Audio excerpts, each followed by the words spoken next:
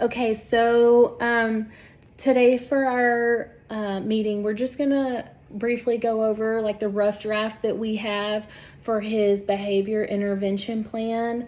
We are using as a base and a foundation the one that's currently in place because we have observed and documented that he is, for the most part, reaching his goals, and the supports in place are going a long way in us accomplishing that. And then also in the student interview, John also expressed that he felt like how it was going was in the right direction. We just have a few recommendations and changes to things to make this more current as the situation evolves, as he progresses and transitions into high school, keeping the transition period in mind as he approaches 16 years old. So the recommendations and the foundation of what we have for his current behavior plan in the area of physical aggression. The description of the current behavior that we have is that he shuts down, he becomes angry and frustrated when he's overwhelmed, when he perceives that a task is too hard or he can't figure it out right away. There's just no resilience there. It will take him a few minutes to regulate and to remind himself that he has choices. You can see that a lot of times it doesn't go off in his brain that he needs to put into practice the different scenarios that he's learned in his Panther time with Miss Henderson and in his social skills time in his past classroom. So maybe taking a deeper look at what's gonna trigger him in a positive way, to go through those scenarios, to use words to communicate and to self-advocate about his needs at the moment. He does use and continues to use profanity and inappropriate language that's directed towards others' appearance and their behavior. So that's one thing where there is currently a direct consequence that, jeopardizing the safety and well-being of his classmates is not an option for him, and those have immediate go back to the classroom consequences. So do we kind of agree as a committee or as a group that needs to remain in place? There needs to be immediate consequences for impeding on the well-being and safety of others. And is that kind of still happening in your classroom? We'll listen to Ms. Henderson first. Yes, so I think that that's definitely important. We've also been timing goals, like having a set amount of time for goals to get activities done that he might not prefer necessarily or desire to complete. And so just chunking up the assignments and taking it one step at a time with a time and place has been really successful in my room. And then also that goes along with, first you do this, then we can take that break. And I think that's cut down on any aggression that we might have seen before we started putting that in place. That's good. And that is evidence that our current behavior plan in place is working, is that first then language. So we're going to make sure to keep that in our plan. Ms. Wilson, do you feel like sometimes his behavior is impeding on the safety and well-being of the other learners in your classroom? And do you agree that we should still do an immediate removal into the past classroom when that happens? I would say that yes, he has still shown some aggression. I think, like we talked about before, that having the other person is being really helpful. Him being removed to the past class, I think, is for really extreme circumstances. But having that available and in place is still helpful. Okay. So it is still occurring when he's having those outbursts, towards the physical appearance of other students. Is that still happening? Yes, only on days when he's really escalated or gotten very frustrated. Yeah. Kind of Ms. Henderson was saying, we're trying to block things up, shorten assignments, put things in place to help prevent that. But he does still sometimes have moments where he kind of escalates to those higher levels. Do you think, like, in those scenarios where it gets extreme like that, which doesn't happen as often, is it increasing or is it decreasing? I know it's just the beginning of the year, but is that increasing or decreasing in your class?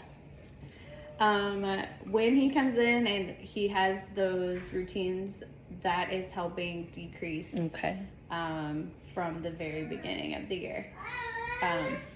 So that has been helpful. Awesome.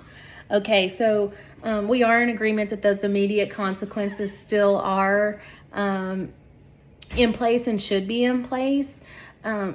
Documentation over time in his current paperwork is stating that he is improving and having less of those. Okay, so let's talk about the appropriate behavior that we want to replace the description of the physical and the verbal aggression. We're wanting him to find a place where he can gain the attention of his teacher and his peers through conversational, age-appropriate dialogue with them. We're not wanting for him to be seeking attention just for the sake of attention and it being a negative thing, but increase the occurrences of that happening in a positive way. Okay, so the progress since his last review is that it is improving. Although we did at beginning of year have that restrained period of time where he had to be restrained and removed from class.